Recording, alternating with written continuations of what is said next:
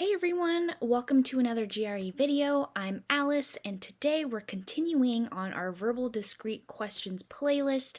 If you have missed previous questions going over these types of verbal questions, just check out the playlist up there and you can get caught up. Today we're going to be talking about another type of single blank question, and what I want you to keep in mind is to guess the blank before moving on to the other choices. Now, this might be something that you have heard before, but really take that into account because a lot of the answer choices are going to try to trick you in some way, particularly if you're looking at some of the medium or hard questions. So just as an example of how you can actually do this, I have a short little example here.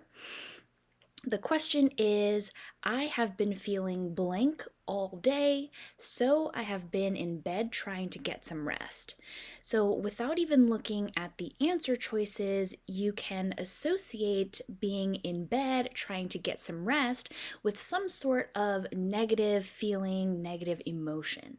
So my guess is that something here would mean something like exhausted or sick or something of the like. And I would not be looking for something that was like comfortable or excited, which of course are very positive emotions and don't align with me being in bed. But I also wouldn't get tricked by something that could possibly make sense, like stressed, that doesn't have a direct relationship with what's actually being said in the question.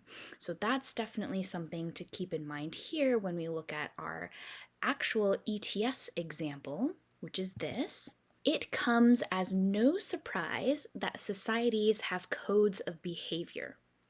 The character of the codes, on the other hand, can often be blank. So a few things to note here are the key words. So the first would be no surprise. So this is something that we're probably going to be looking for because we also have on the other hand, which is our transition word that draws a contrast between the first part of the sentence, which comes before that semicolon, and the second part of the sentence, which comes after it naturally.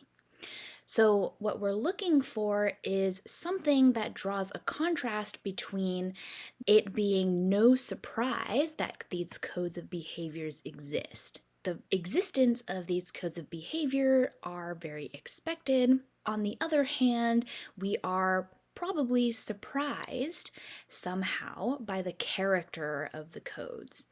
So because we have no surprise and we have that transition, on the other hand, we can look for something that fits the blank that means that we are surprised or that we could possibly be surprised about the character of such codes. So let's take a look at all of the possible answer choices.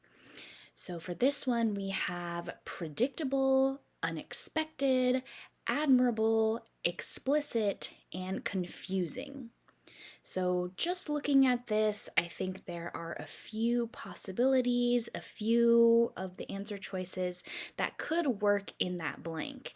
And what I want to do is go through each of them through the lens of whether or not they talk about being surprised.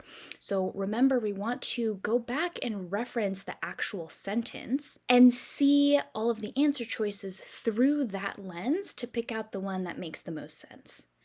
So if we go through all of them, we can see that predictable means not surprised. Unexpected means surprised or surprising. We also have admirable, which doesn't really relate to surprise. It's talking about something different entirely. We have D, explicit, which means not surprised because it's clearly outlined. And we have E, confusing, which, just like admirable, doesn't really have to do with surprise or not surprise. So, breaking it down like this, it's pretty clear what the correct answer is, but I want to look at each of them just to make sure that it's super clear why we're choosing B. So, looking at the sentence again, we're talking about no surprise that societies have codes of behavior. The character of the codes, on the other hand, can often be surprising. If it was something like predictable or explicit, this doesn't make sense because we're trying to draw a contrast. So, on the other hand, draws a contrast between the two ideas of the different parts of the sentence. So, those two don't make any sense at all. Admirable and confusing are talking about totally different traits, right? We're talking about whether or not we should be shocked or surprised at these codes of behavior. And that is the reason why B, unexpected, is the correct answer. We know that societies have codes of behavior, but the character or the content of those codes can be quite unexpected. And that makes sense if you think about how different other cultures are, whether you're from the United States or from somewhere else.